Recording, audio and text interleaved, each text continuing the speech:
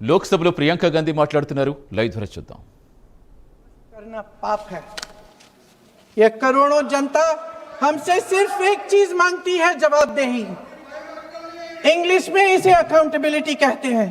हमें सत्ता देकर हमें यहां तक लाकर सिर्फ उसकी ये गुहार है कि जो हम करें उसकी भलाई के लिए करें, और अगर उनके साथ अन्याय हो तो हम उनके प्रति जवाबदेह बने और उन्हें न्याय दिलवाएं। पिछले दिनों हजारों बच्चे सड़क पर उतरे, उन्होंने अपनी पीड़ा व्यक्त की। गांधी जी के दिखाए हुए रास्ते पर अहिंसा और सत्य को अपने दिलों में रखते हुए गाते मुस्कुराते हुए शांतिपूर्वक प्रदर्शन किया। लोकतंत्र के सबसे पवित्र सिद्धांत के तहत उन्होंने अपनी आवाज उठाने का अधिकार कायम किया।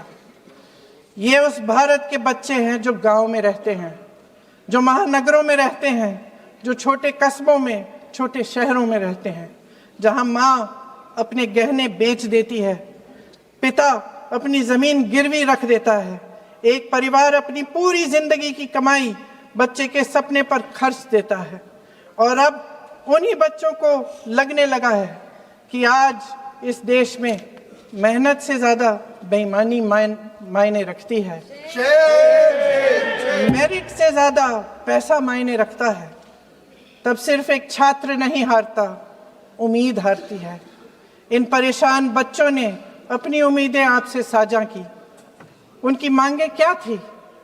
कि पेपर लीक करके उनके साथ जो बार बार अन्याय किया जा रहा है उस पर कार्रवाई की जाए, कि जो सिस्टम उनके भविष्य को कुचल रहा है उसे सुधारा जाए, कि जो माफिया उन्हें घेरे हुए है उसे हटाया जाए, कि जिस मंत्री के कार्यकाल में यह सब हुआ वह इस्तीफा दे, कि उन पर बर्बरता करने वालों पर कार्रवाई की जाए और उसके लिए माफी मांगी जाए।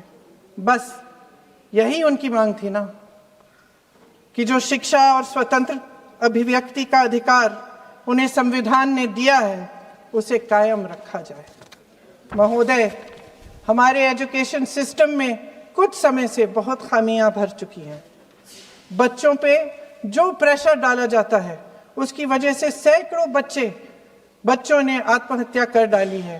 उससे भी ज्यादा बच्चे डिप्रेशन में डूब रहे हैं।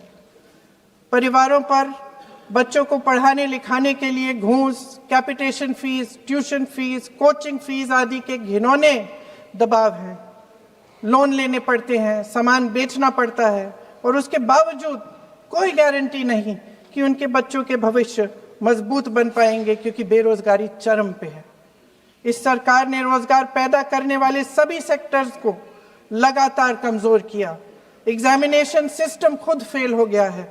पिछले दशक में 152 पेपर लीक हुए, 750 करोड़ छात्र प्रभावित हुए, मगर एक भी दोषी, एक भी माफिया को सजा नहीं।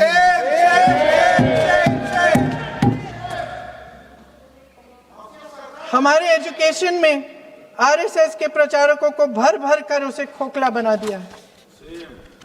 जबरदस्ती एनटीए बनवाकर सिस्टम का केंद्रीकरण करके उसे और भी उलझा दिया।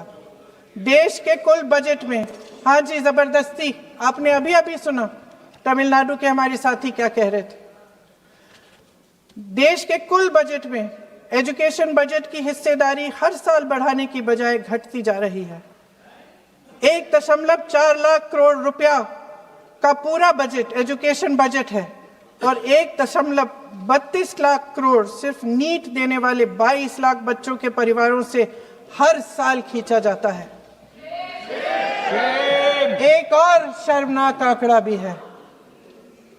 1.4 लाख करोड़ रुपया हमारा पूरा एजुकेशन बजट